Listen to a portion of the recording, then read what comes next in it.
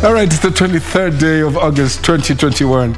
You are in time for KBC Prime Edition, coming to you from the broadcasting house right here in the capital city of Nairobi, Kenya. And of course, when it's Monday and Tuesday, you know the duel is on set. Tonight we have the most comprehensive coverage of all day's events that includes business and sports. Good evening. My name is Mboya. I'm Museo. Top in this live broadcast.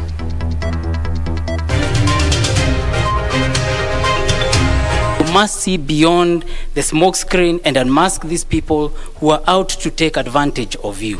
Youth Affairs CS Joe Musheru dismisses Deputy President William Ruto's bottom-up economic blueprint, terms it outdated.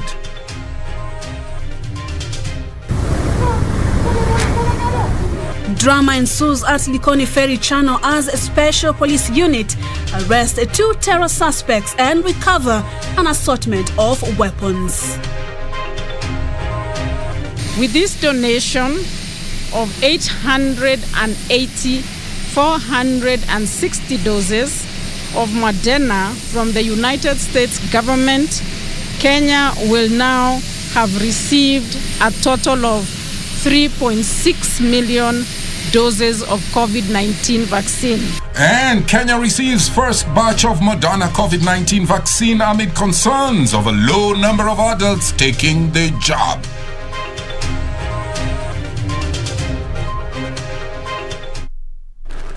Thank you for joining us. Lucy Moura is in charge of our sign language docket. Absolutely. Feel free to interact with us. Tell us where you tuned in from. Use the hashtag Prime Edition at KBC Channel 1 News. Straight to our top story. ICT and Youth Affairs Cabinet Secretary Joe Musheru manned a tour into Deputy President Dr. William Ruto's proposed bottom-up economic blueprint, terming it outdated. Speaking in Kiambu, where he launched the National Council of Churches of Kenya Youth Fragility Report, Musheru claimed that the proposed economic blueprint is anchored on falsehoods. Beatrice Gatonya opens our coverage tonight with that report. Saying he's a student of economics, the ICT and Youth Affairs Cabinet Secretary said the successful economic uplifting of the populace cannot be carried out with outdated solutions. That some of these far-fetched economic fantasies are anchored on falsehoods, sprinkled liberally with proclamations of sanctity by leaders who should know better. Musheru called on the youth to be wary of leaders who are promising them solutions that he termed as analog as part of a new economic blueprint. Your time is now. Take advantage of your numbers to make the difference in this country.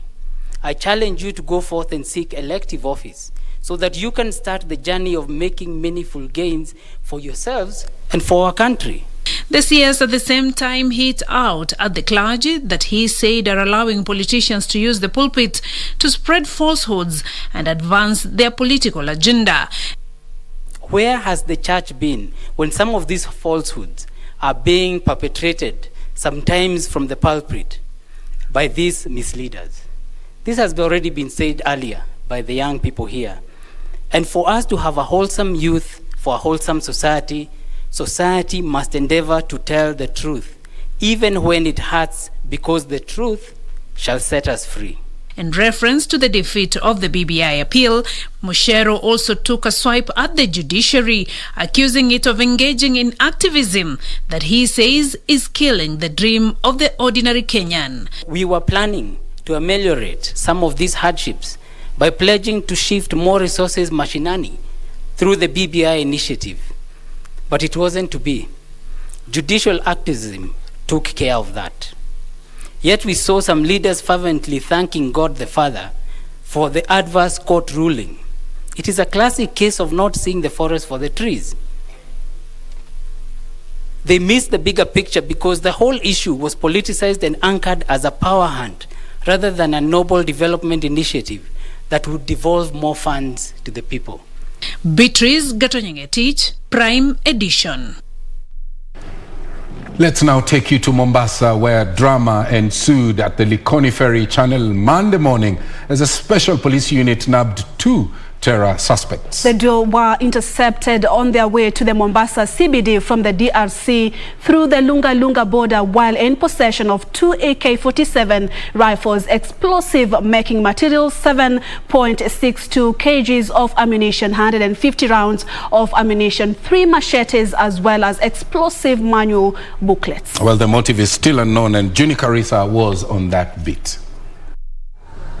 At around 10 o'clock Monday morning, a special police unit anonymously pitched camp at the Likoni Ferry Channel as they set a trap for 2 terror suspects. The 2, said to be Kenyan nationals, arrived at the channel and paid their dues, as is the norm. As they waited to board the ferry, the special task force carefully pounced on them and bundled them up. In their possessions were 2 AK-47 guns, explosive making material, 7.62 kilograms of ammunition, 150 rounds of ammunition, 3 machetes, as well as explosive manual booklets. While confirming the arrest, Coast Regional Commissioner John Elung'ata said shared intelligence led to have intercepted the 2 from the DRC to the Lunga border as they made their way into Mombasa town. Investigations to unravel their true identities as well as the motive are still ongoing as police presence remains heightened across the CBD. Well, we will be waiting for more investigations to establish what they were really up to. Moving on, police in Sriranga, Ugenya sub-county, that's in Siaya County, are investigating a burglary incident that left 4 night guards dead and 2 shops broken into in last night's raid by suspected thugs. The sub-county's police commander, Willie Simba, says they are following crucial leads that may lead to arrests. Wycliffe Okech with the details. Tension is simmering between the police and traders at Sriranga Market in Ugenya Sub-County, Siaya County, with the latter accusing the police of sleeping on their job. This follows an incident last night when suspected robbers killed 4 night guards and stole goods of unknown value from 2 shops. My shop was broken. When I get in there, I found some money that I left there was not there, almost 80,000. Some goods were taken there. Until now, I have not received any information from our security officer. Sababu hii kitu inaonekana ilikuwa imefanyika baada ya curfew hour. Na ni kama imefanyika mwendo wa saa 5 hivyo, sababu wao ukiwaona saa hizi asubuhi unaona kama mwili yao imefura. The irate traders are accusing police officers at Sriranga police post of failing to respond to distress calls, yet the police post is only a few meters from the market. Hii wizi sio ya siku moja ama 2 ama 3. Tumekuwa na shida kwa sababu 2 weeks ago kuna maduka zilifunjwa 2. Ripoti tulipiga, hakuna kitu ama uchunguzi yoyote ilifanyika kutoka kwa maafisa wa polisi. The bodies of the deceased have since been moved to Ukwala Sub-County mortuary. Police in the meantime say they are on the trail of the suspects. Wakati tumekuja kwa scene tukakuta wezi walikuwa hapa na wakavunja duka moja na wakaua watchman 4 na wameiba vitu ya duka, sukari, kimbo, na hiyo vitu bado tunaendelea na uchunguzi. Tuko na leads Mboya ile watu wamefanya kitendo. Kwa hivyo ndio kwa haya kwa sasa, lakini tuko na leads, tuna follow tujue ni majambazi gani ambao wameua watchman hapa. Wycliffe Okech, Prime Edition, Siaya County. That's right, you're watching KBC Prime Edition. Absolutely. You can talk to us. Tell us where you tuned in from at KBC Channel 1. Use the hashtag Prime Edition. Let's shift gears. The government has raised concerns over the low number of adults above the age of 58 who have received the COVID-19 jab. The Minister of Health, the Principal Secretary Susan Mochache, at the same time said that the trend was worrying, with statistics indicating that high number of fatalities were being recorded in the same age group. Well, this as Kenya received the first batch of 880,460 doses of Moderna COVID-19 vaccine. Jackie Wambira reports. As the country plans to vaccinate at least 10 million people by December this year and 26 million by June next year, the government has raised a red flag on the number of adults above the age of 58 years who have been vaccinated. Analysis of our data has shown that 70% of the 4,497 deaths that have been reported so far are occurring in persons over 58 years of age, followed by those who are over 50 years old. It is therefore disheartening to observe that despite prioritizing the vaccinations of persons above 58 years, who are estimated to be 2.6 million, only 91% are fully vaccinated. It is therefore a matter of great urgency that we get 2.3 million people in this category quickly vaccinated to protect their lives.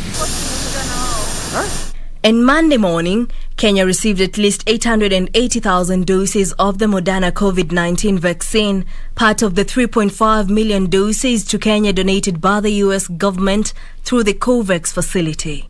With this donation of 460 doses of Moderna from the United States government, Kenya will now have received a total of 3.6 million doses of COVID-19 vaccine. Principal Secretary Susan Muchacha saying the ministry targets to vaccinate at least 150,000 people a day from the current 40,000. 1.6 million Kenyans have received their first dose, and 780,000 Kenyans are now fully vaccinated. We continue to be encouraged by the increasing uptake of the vaccines in the country, because last week alone we attained a daily vaccination rate of 40,000 people per day. And on Friday, we hit a record of 70,000 vaccinations in a single day, placing us on course to achieving our target of administering 150,000 doses daily before the end of September. In Kisumu County, the government has kicked off a mass vaccination drive targeting over 50,000 residents in 2 days. In another 2 weeks, hiyo figure itarudi chini, na ndio tumeanza hii mpango ya mass vaccination. So far, tume vaccinate karibu 145,000 people katika Kiambu. To date, a total of 2,412,209 doses of vaccine have been administered across the country, including 1,631,022 first doses and 781,187 second doses. Monday's consignment is part of the 1.7 million doses of Moderna vaccine that is expected in the country this week. This even as Kenya expects to receive 390,000 doses of Johnson & Johnson as Kenya steps up its effort in the fight against COVID-19. Reporting for Prime Edition, I'm Jackie Wambiru. That's right, that report from Jackie Wanjiru. We now move Jackie Wambiru. We now move over and get an update, a tongue twister there a little bit. Let's now get an update on the COVID-19 situation. Kenya has recorded another 619 COVID-19 cases out of a total 4,647 samples screened over the last 24 hours. The new figures that represent a 13.3 positivity rate now push the number of total infections to 229,628. And in the latest data by the Ministry of Health, 31 more deaths have been recorded, all of them from late audits in the months of July and August 2021. This now places the total number of fatalities to 4,528. Globally, over 212 million cases have been reported, with the number of fatalities standing at slightly over 4.4 million. This is according to data from the Johns Hopkins University. Very well. Let's shift gears now and move into the world of politics. And Deputy President William Ruto says it's time. The time is ripe now to liberate the country from politics of personality to politics based on issues. Speaking today after meeting leaders from the Western Bloc in Naivasha, the Deputy President vowed to continue championing the bottom-up approach to the economy, saying that the model is aimed at creating jobs. He said this model will have more benefits from the trickle-down economics, which he said breeds cartels. And Kevin Washira now has that report. Deputy President William Ruto met leaders from Western Kenya in Naivasha, where he sustained calls for his bottom-up economic approach. I am persuaded that the country is ready for this new conversation. Every part of Kenya, every citizen in our republic wants to know how their ideas, how their suggestions can become part of the nation's way forward. Ruto said Kenyans are interested in issue-based and not personality-based politics. The DP further added that Western Kenya has glaring opportunities that need to be exploited, saying that the region, which boasts 10% of Kenya's population, only contributes to 6% of the GDP. Collective problem we have is the status of our economy.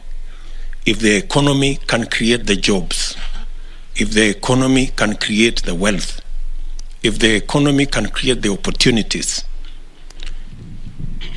we will sort out all the issues that face all our young people.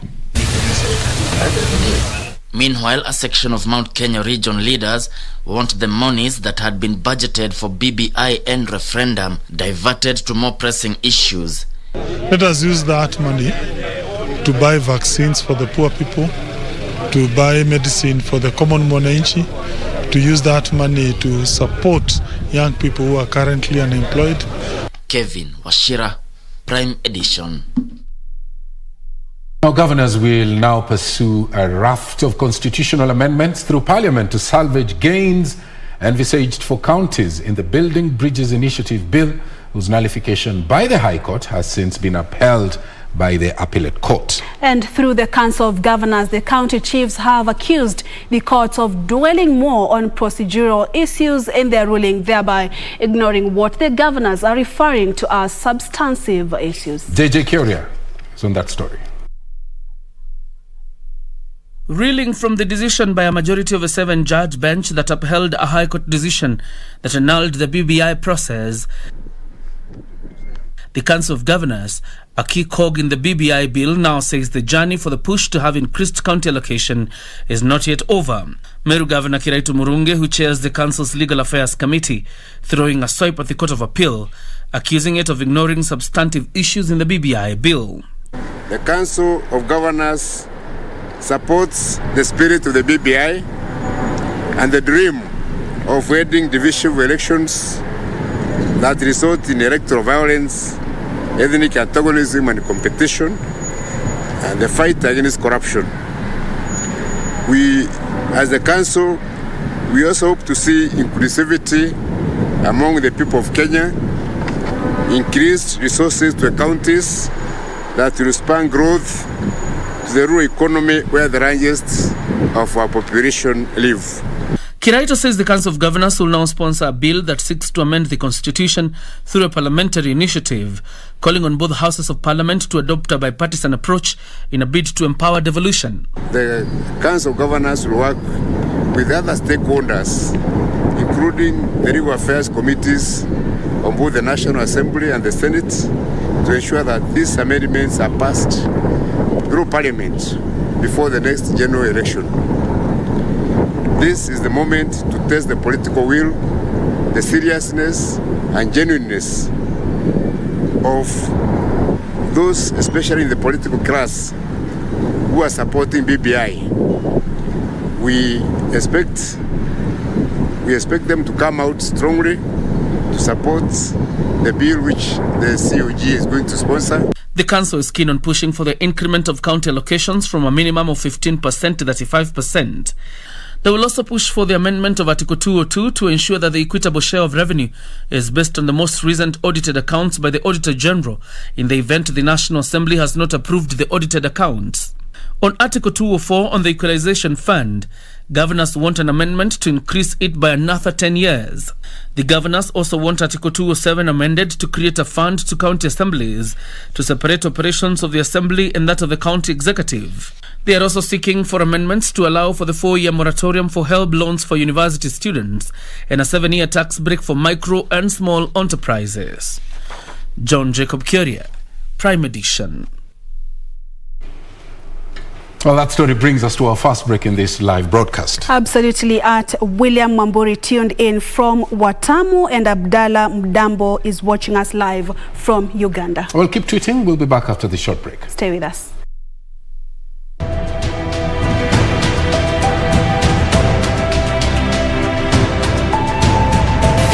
say that we are very pleased indeed to be back home after nearly 1 month outside.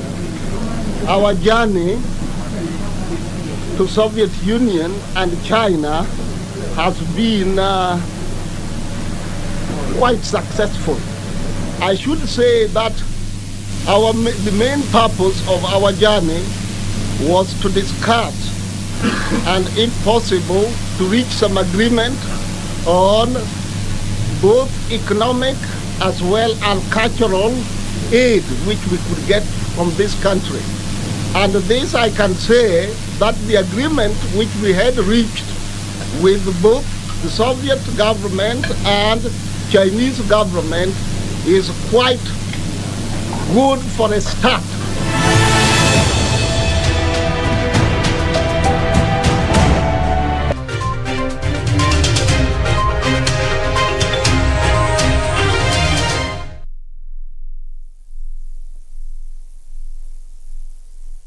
Kupata Mtumaini Mungu kama skiza tune, bonyeza *811 *815#. Mtumaini Mwenyezi Mungu kwa moyo wako wote, wala usitegemee akili zako mwenyewe.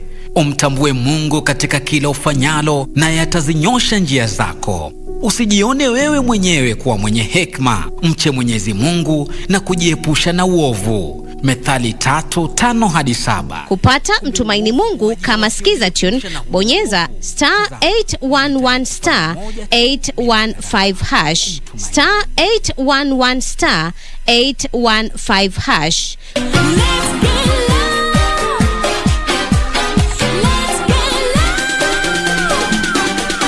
Bang notification only alarm. Oh yeah, it's your boy Caesar, straight from SA, out here in Kenya. Touchdown, baby, one love. Bahati, mtoto wa mama, or is it mtoto wa Diana? And he has been trending after he mentioned that he has a collabo set with Justin Bieber. And he, as is the usual, he was just trying to chase some clout so that you can talk about him as he releases a Gengeton song. So he has a collaboration with the one and only Ethic. It is about to drop, but well, just the usual Willy Pose being him and doing him.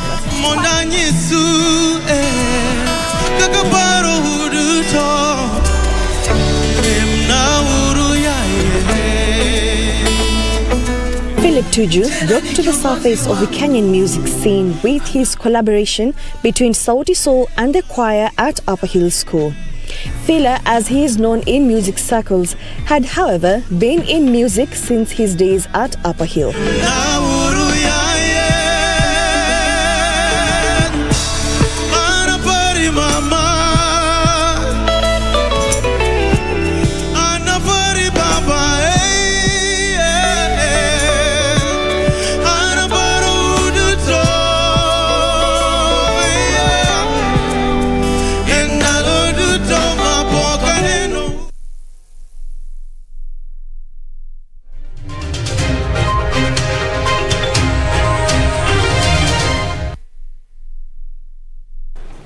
Welcome back, and let's take you back to the coastal region.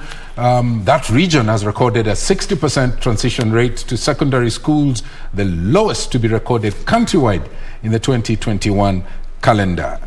And Education Cabinet Secretary Professor George Magoha has subsequently directed education stakeholders from the region to make deliberate efforts to readmit students who dropped out of school due to these challenges to various public schools by Thursday this week. Garissa reports.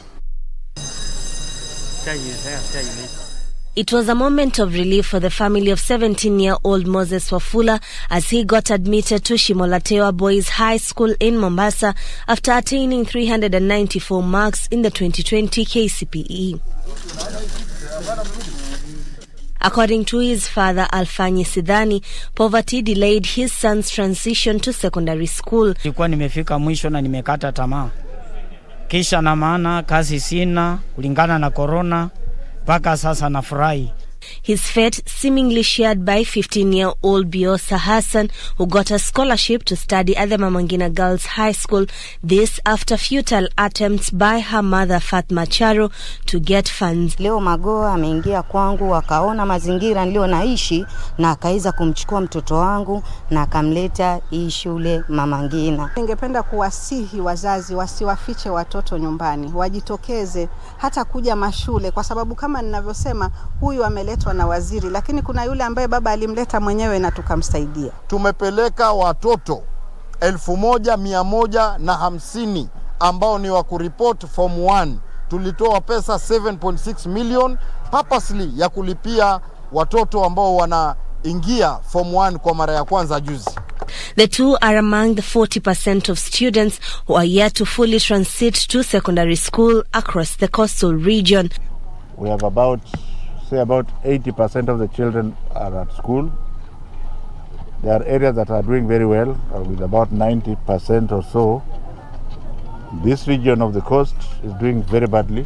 Education Cabinet Secretary George Magoha has directed education officials as well as local leaders to trace all learners who are not in school and ensure they are enrolled in public secondary schools this week. Children in the coast must go to school, all of them.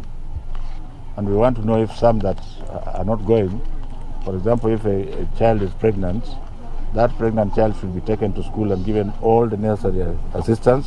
Government has given an extra 240 million shillings for us to buy rice directly from Mboya to assist the schools that require children to be fed. Juni Garissa Mbele for the Prime Edition from Mombasa County. Scales of justice, a 34-year-old man has been charged for raping a 25-year-old Nazarene University student. Ibrahim Malukani Hamisi, who appeared before Chief Magistrate Francis Andai, was however freed on a bond of 500,000 shillings and a cash bail of 300,000 Kenya shillings. Well, the case will be mentioned on the 6th of September, as Sarafina Robi reports. 25th day of July 2021. 34-year-old Ibrahim Malukani Hamisi was on Monday morning presented before the Milimani Law Court, where he's charged with 2 counts of assault and rape. It's alleged that on the 25th of July 2021, at the Ridgeview Hotel along Jinsala Road in Nairobi, he committed the offense of rape to a 25-year-old Nazarene University student. Hamisi, who was presented before Chief Magistrate Francis Ndai, pleaded not guilty and was granted a bond of 500,000 Kenyan shillings and a cash bail of 300,000 shillings. The case will be mentioned on the 6th of September for pre-trial directions. For Prime Edition, I'm Sarafina Robi.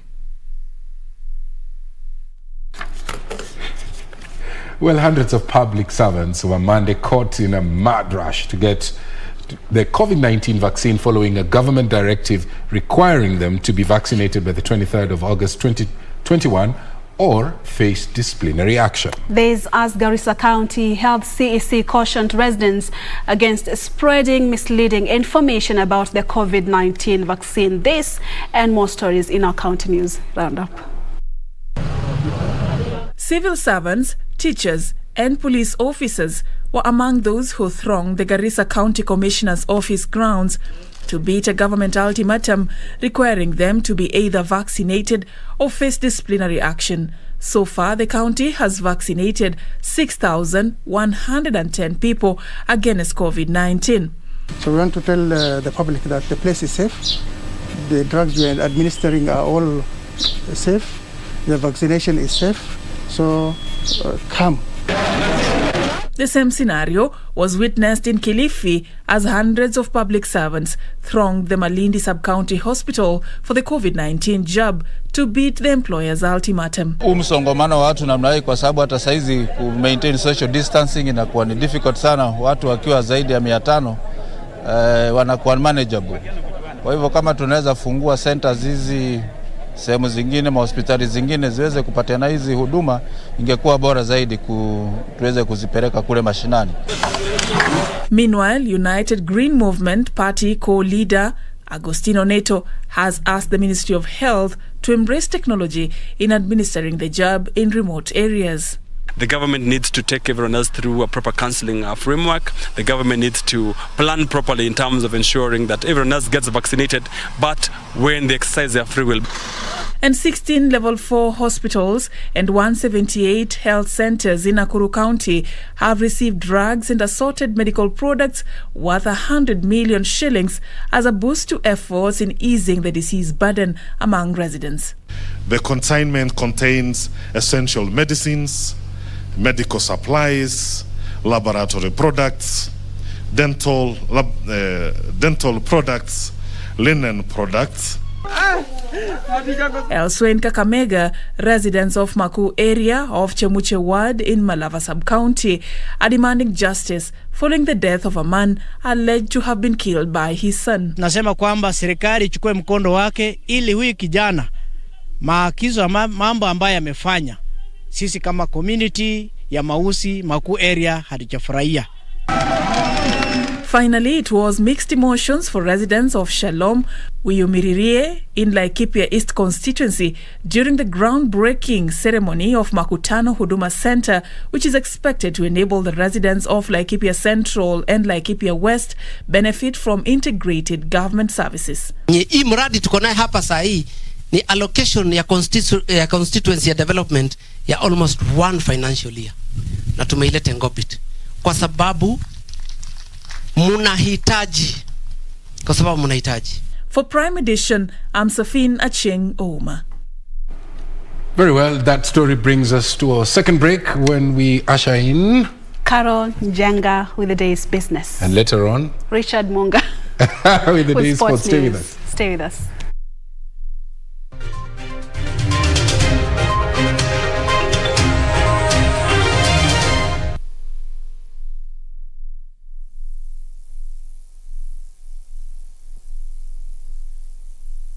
Quiero amarte de una forma diferente, de otro modo. I used to give my support to Madame Lucrecia because she's the mother of Lucio. Now I know that Lucio is very lucky to have you. But hey, at least all your land is mine now. Let's talk to my lawyer and finish this. No, not so fast. You're going to have to get Max out of jail, and then I will give you my land. You always think about others before yourself. And I'm really sorry, but I really think that Mr. Maura is already dead. It's been weeks since he disappeared. Why are you here in the office of my father? I am the president of this company now. Did you forget that? I've decided to give Cesar the Star Zone in exchange for your freedom. You're gonna get out of here soon, Max. Quiero amarte de una forma diferente, de otro modo, nunca igual al de otra gente. Get the VIP access to the best shows on KBC Channel 1. We have something different, something special to spice you up. Get ready for new, exciting and captivating dramas. Movies. I love the smell. Comedy. I went to the Popos. Huh? Drama. Did he assault the Queen in my house, in my presence? News, sports, and so much more. Do the things that make you happy on KBC Channel 1.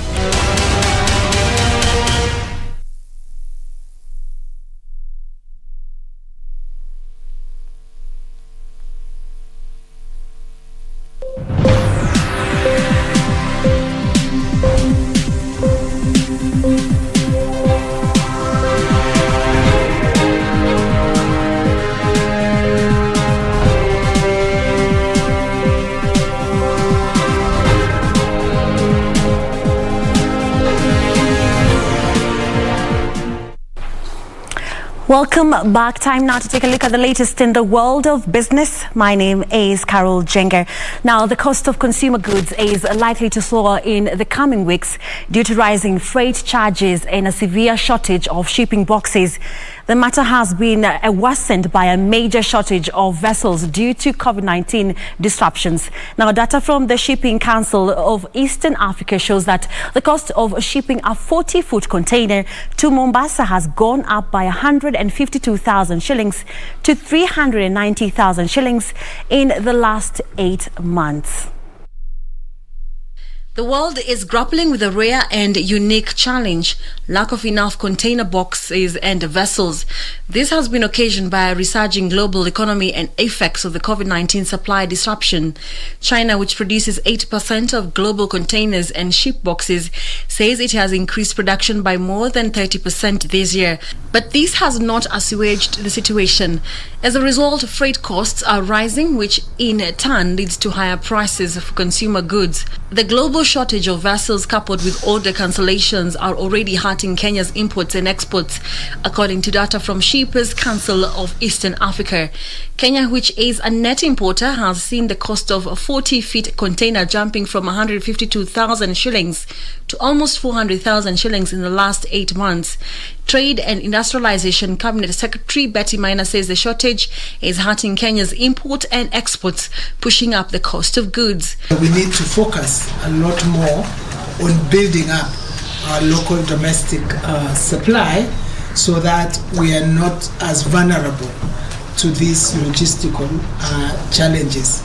I'm glad that last year, in response to COVID, we have started to build up our local supply, and we would continue to work on that. But yes, the container shortage is problematic for everyone who does global trade.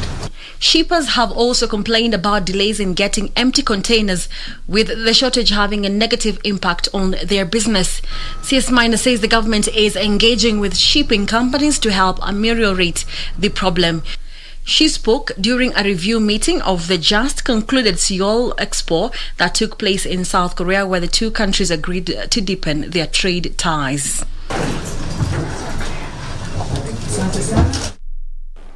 Now, Kenya and Tanzania have eliminated a total of 20 trade disputes as the two countries move to improve diplomatic and bilateral ties.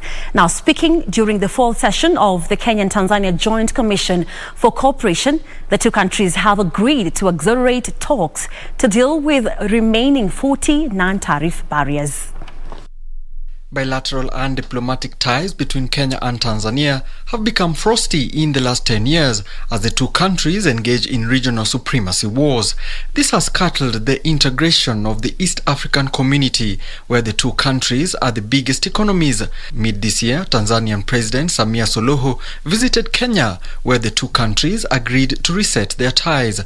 Kenyatta said Kenya and Tanzania agreed to rearrange their joint commission for cooperation to deal with issues affecting trade and labor-related challenges. We shall have a conversation around those issues and come to some agreement that we are all comfortable, that we are all happy, and that we can move ahead on those issues. The ministers of trade of our two countries met in July 2021 in Arusha, Tanzania, and they were able to resolve over 30 out of 60 non-tariff barriers. Today, the two countries have announced that out of the 60 issues that were highlighted as non-tariff barriers, 20 have already been addressed. Our government have also continued to build conducive business environment, which include establishment of trade policies and enacted laws and conducted substantial economic reforms. Those efforts have created confidence of the business community to engage and take advantage of the opportunities created within our two nations and the East African region at large. The two sides have agreed to meet regularly to strengthen relations by sorting out minor problems affecting the people as they do business and interact with each other. We now cross over now to Lamu Port, where it is first becoming a transshipment hub for Zanzibar and Far East. So far, the port has received 5 transshipment ships destined for these 2 markets. Treasury Cabinet Secretary Ukur Yatani has said the government plans to dispatch teams to Ethiopia and South Sudan to market the facility. The port was operationalized in June this year after more than a decade of construction. Almost 3 months since the Lamu Port was opened for business, the facility has received 5 vessels with goods destined for Zanzibar and the Far East. The first vessel docked at the facility from Soviet Union, where it collected about 50 containers from Zanzibar headed to Far West. The government says business prospects look promising, with the 6th vessel expected to dock at Lamu in the next 2 weeks, as more shipping lines develop interest to use the port. Treasury Cabinet Secretary Ukur Yatani says with proper marketing and visibility, Lamu Port will constitute to attract more customers, especially in the neighboring countries. That we are now set to go beyond what we've been engaging, and the next few weeks we'll be sending delegations to the original intended to meet the original intended objective of penetrating southern Ethiopia and South Sudan. However, lack of proper infrastructure is hampering trade at the port, with the Kenya National Highways Authority undertaking the development of various roads in the area, being urged to fast-track the projects. The road from Lamu to Garissa to Malindi is complete. This now will give us an opportunity to evacuate cargo from Lamu to the rest of the country and beyond. Kenya Ports Authority says it continues to deploy state-of-the-art equipment to Lamu to boost business. KPA is set to acquire ship-to-shore gantry cranes in order to fully kit the 3 berths at Lamu Port. To hasten the clearance services, the port is connected to other government departments like the Kenya Revenue Authority and the Kenya Bureau of Standards. Now to Kisumu County, where the county government is pitching investment opportunities in the blue economy, tourism and agri-tech as the devolved unit prepares to hold a 3-day investment forum in October. Now, Kisumu Governor Professor Anyang' Nyong'o says county officials are holding a series of meetings with various stakeholders to drum up support for the investment forum that is anchored on the Kisumu Vision 2050 blueprint. Kisumu County has lined up an investment forum next month, seeking to woo local and foreign investors to start businesses in the devolved unit. Among the opportunities that Kisumu County is advocating is the blue economy sector, leveraging on Lake Victoria, which is the world's 2nd largest freshwater lake that directly supports food, nutrition and economic security to about 2 million people. We want to have, under the docket of roads, public works and transport, and housing and urban development, we want to have a promenade along Lake Victoria, because the lake is there, but people can't access it. People can't come and relax and just enjoy the beauty of that lake. So that's one component of the blue economy. In terms of agriculture, livestock and fisheries, aquaculture is a big thing that we want to push. In terms of sports, we want to introduce water sports. This for me is why devolution was mooted in the first place. The ability to bring the best minds into a county like Kisumu and have structured planning for the development of this county. During the latest meeting with the private sector, Kisumu Governor Professor Anyang' Nyong'o pitched tourism and agri-tech opportunities. So today's meeting was that we met with the private sector from various walks of life. We did brief them about the Kisumu development up to today and what we are looking into the future and the need for private sector investments. We went through the economic fundamentals in the county that investors need to know about and capital requirements that will make development possible. He said the devolved unit was improving investor outcomes through targeted strategies. For the local economy perspective, the people on the ground are excited to see what will become from the trickle-down effect from big investors coming down to Kisumu County and investing on the various parts of the economy there. Alan Naoko, Prime Edition. Thank you, Alan Oko, for that report. Now we cross over now to stories making headlines across the border and beyond. And the second phase of the satellite TV project seeking to provide TV services in 400 remote villages in Uganda has been launched following the successful conclusion of the first phase in 2019. Under the project of the access to satellite television for 10,000 African villages, 400 selected Ugandan villages will be connected onto the digital television network by StarTimes, a Chinese-owned digital and terrestrial TV service provider. Now here are the details of that story and more.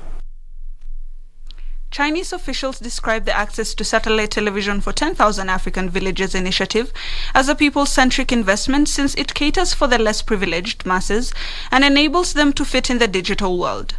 Song Wei, project director at StarTimes, said connecting villages will start this month and end before December 25th. Song said homes, public places, schools and offices will be connected with satellite television sets. He says the project is set to benefit students in rural areas who have difficulty in accessing education information. The first phase of the project has benefited over 500 villages and more than 500,000 people in Uganda. Meanwhile, Ethiopian Airlines Group has established a global standard cargo conversion program to convert the B767-300ER to freighter services following a partnership agreement with Israel Aerospace Industries. The new passenger-to-freighter conversion center in Addis Ababa will commence its first business with 3 Ethiopian Airlines-owned B767-300 aircraft. The conversion line in Ethiopia will join existing conversion sites in Israel Aerospace Industries, operated at its campus in Ben Gurion International Airport and in Mexico. Elsewhere, thousands of people in South Africa's Western Cape province have started flocking to the West Coast National Park to catch a glimpse of dazzling wildflowers that are in full blossom. At the end of South Africa's winter, a sea of flowers brightens the country's west coast, providing tourists with picturesque views. An array of wildflowers of many different species puts on an impressive show, creating a spectacular natural carpet of brilliant rainbow colors. Flower enthusiasts come from far and wide to catch a glimpse of the annual floral display, a unique experience which only happens for a few weeks every year. And after the flower season ends in a few weeks' time, visitors to the park will still be able to enjoy its rich biodiversity and picturesque views all year round. Now, LG Chem Limited shares fell nearly 10% after General Motors said it would recall an extra 73,000 Chevrolet Bolt cars using its faulty batteries. The Southern Korean company has suffered a similar nosedive in the past after a similar recall by Hyundai Motor Company. Now, details of this and other from across the globe. General Motors on Friday expanded its recall of Bolt electric vehicles due to fire risk from what it called battery manufacturing defects, saying the recall would cost $1 billion and that it would seek reimbursement from LG. The US automaker said that the recall covers vehicles beginning model year 2019 and that it would indefinitely halt Bolt sales. LG on this said it was working to ensure a smooth recall and is preparing an initial public offering for battery unit LG Energy Solution. The company has lost $5 billion in market value, with its stock on track for its biggest intraday percentage loss since March 2020. Meanwhile, more than 80 private COVID travel test providers listed on the UK government's website will be issued 2 strike warnings over misleading prices. A further 57 firms will be removed from the website on Monday because they either no longer exist or do not actually provide the relevant tests. The government will also introduce spot checks on the test providers. The UK government has made it a condition of international travel to England that tests before travel and on your arrival in the UK are mandatory. Finally, PayPal Holdings Incorporated will allow customers in the UK to buy, sell and hold Bitcoin and other cryptocurrencies starting this week. The rollout, which marks the first international expansion of PayPal's cryptocurrency services outside of the United States, could inspire further mainstream adoption of the new asset class. With over 403 million active accounts globally, the San Jose, California-based company is one of the largest mainstream financial companies to offer consumers access to cryptocurrencies. The company hopes its foray into the new asset class would encourage global use of virtual coins and prepare its network for new digital currencies that may be developed by corporations and central banks. And that roundup brings to a close the business news for tonight. My name is Carol Jenga. Have a good night, but do not change the channel. Richard Munga is coming up next with the sports.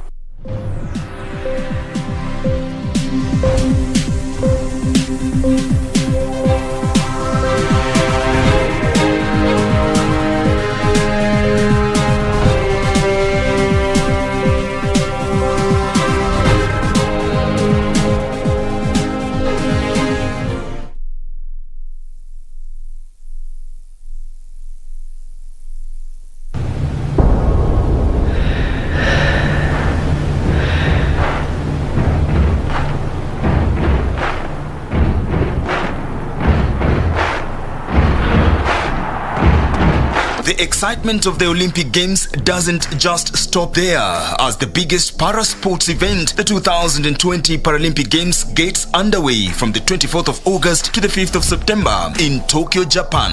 So, get ready to be inspired by these sportsmen and women with outstanding abilities, and look out for Team Kenya too in their quest for glory by watching all the highlights daily on KBC Channel 1, your true sports partner.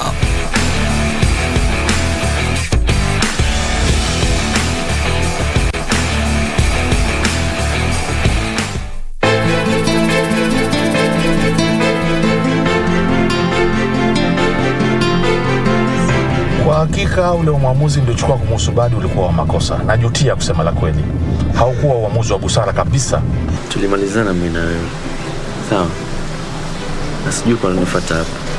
Nataka kukushukuru kwa kunirudishia sauti yangu.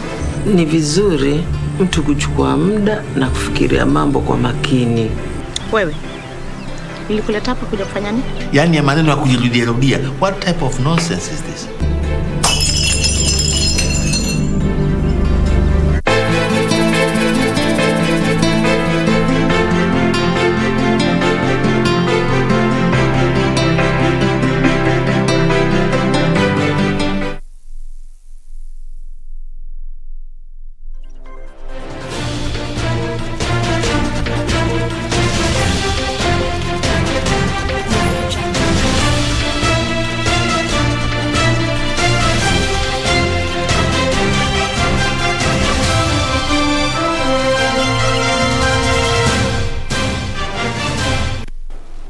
Well, good evening. I'm Richard Munga with the day's sports. Now, the just concluded World Athletics Under-20 Championship saw 4 new world records set, 15 championship records, as well as 68 national records. Emmanuel Onyonyi, who was among 8 of Kenya's gold medalists, set a new championship record after winning the 800 meters race in a time of 1 minute, 43.76 seconds. Many of the younger athletes who have featured in Nairobi will also have the chance to compete at the next World Athletics Under-20 Championship that will be held in Cali, Colombia next year. Kenya retained the World Athletics Under-20 Championship title after bagging 16 medals, that is 8 gold medals, a silver and 7 bronze medals. This bettered Kenya's last performance in Finland 3 years ago when the team amassed 11 medals. Emmanuel Onyonyi recorded one of the 15 championship records after registering a time of 1 minute 43.76 seconds to win the 800 meters race gold. Nashukuru tu Kenya kwa kuandaa mashindano hapa hivi. Boss, hii mara yangu ya kwanza kuingia Kenya team na nimewini medal gold, nimefurahi sana. Napanga kwenda kutrain tu vizuri, nikuje nikimbie 140. French sprinter Sasha Zoya ran a time of 12.72 seconds to win gold in the 110 meters hurdles, a new world under-20 record after registering 12.93 seconds in the semis. After striking gold in the 100 meters race, Tina Clayton joined her Jamaican compatriots as they registered a new record in the women's 4x100 meters relay, clocking 42.94 seconds. All thing I have to do, I came out here and do my best. So my teammates helped me on to win the race. So we came out here to do our best and to get the goal for Jamaica. It feels really great to know that we always compete together and to come out here running with a team that we expect to get the goal. And we did it, and we came out here and we do our best to get the goal and a new record. South Africa completed the same fate in the men's race in the same distance, winning gold in a time of 38.51 seconds. Host Kenya finished top of the medal standings with 16 medals, with Finland and Nigeria completing the top 3 places. Meanwhile, Kenya has been hailed for staging a very successful World Under-20 Athletics Championship that concluded on Sunday at the Kasarani Stadium.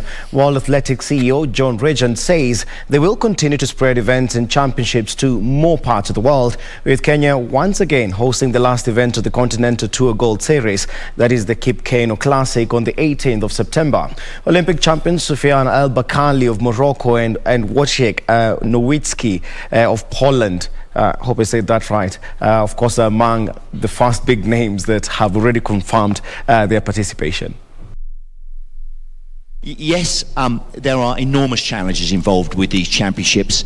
At the forefront of those challenges are obviously COVID protocols, but also the fact they've come right on the back of the Olympics as well makes the timings hard. But I've got to say, it wouldn't have been possible without immense support from President Tui, from Athletics Kenya, from the LOC, from the government. And I'm not saying that because I'm sitting next to President Tui. Immediately after this, we draw up a program of preparations and how to select the team, and they eventually do the trial, and then we take the team to Cali. I believe we are going to get a very strong team.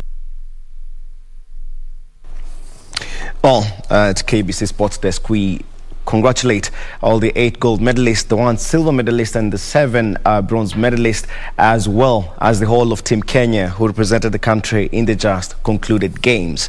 Elsewhere, Kenya's powerlifter Helen Wawira will be the first Kenyan athlete to take part in the 2020 Paralympic Games that are scheduled to begin August 24th till the 5th of September in Tokyo, Japan. The opening ceremony, set for tomorrow, will be beamed live on KBC TV.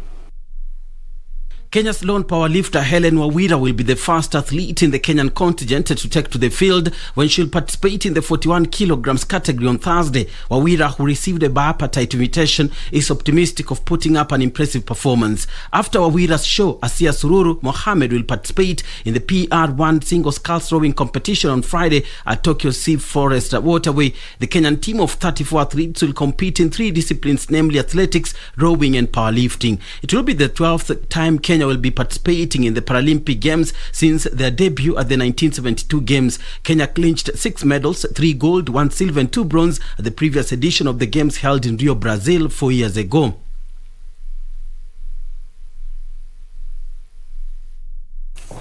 To other matters now, the expert category duo of Zain Shakal and Tahsin Ganatra scooped the overall title at the 2021 4x4 Challenge Championship after garnering 740 points ahead of Rhino Charge driver Peter Kanyali, who finished second, with Batos Mohammed sealing a third-place finish. The off-road competition, held at Champagne Park in Kipeto, Kajiado County, was marking a return after 2 years' absence due to the COVID-19 pandemic and attracted a number of participants in all 3 categories. The off-road spectacle has continued to attract massive interest locally, capturing the competitive spirit of motorsport enthusiasts and supporters who come in their off-road vehicles to showcase their machines on a private land in a localized area in Kenya.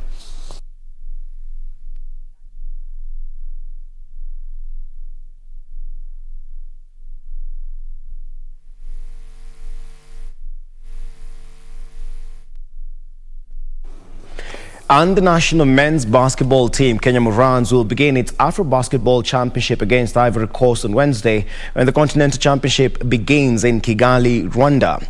Kenya, returning to the championship for the first time in 28 years, will then take on Nigeria on Friday in its second match.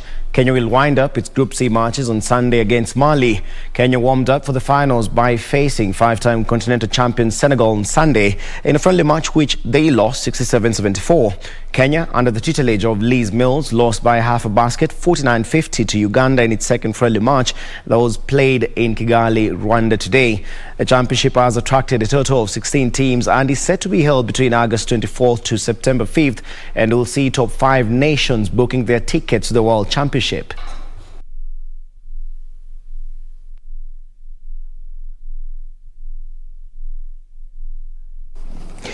Well, that's all the time we have for sports tonight, but just as an update, match day 2 of the English Premier League ends tonight. We have Leicester City, of course, playing away to West Ham United. For all the updates, of course, stay tuned into our subsequent bulletins. And just to mention, the Paralympics will be showing the opening ceremony live from Tokyo, Japan tomorrow.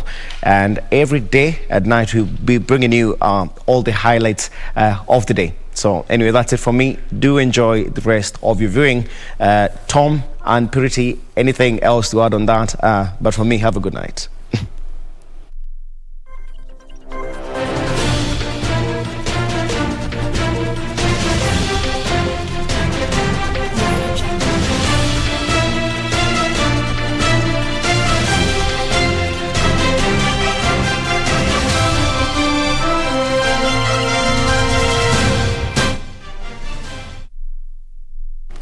Very well, thank you, Richard Munga, for that sporty update. Well, it's time to go now. Absolutely, and not before we acknowledge the people that have been keeping us company from their living rooms. Okay. We have Ameka Paul. He's saying that he's watching us live from Kajiado County. That is on our Facebook page. And then on Twitter, we have several people watching at Otieno Amolo, tuned in from Kisumu County. Thank you for watching and saying hi to Tom. And then we also have Wino Kello, tuned in from Siaya County. Very well. Well, thank you for that feedback. Thank you all for making time. We trust that the last 55 minutes was worth your while. My name is Tom Mboya, and I'm wishing you a pleasant evening. Until tomorrow, same place, same time. My name is Purity Museo. Lucy Mora has been our sign language interpreter. Good night, God bless, and stay safe. Bye-bye.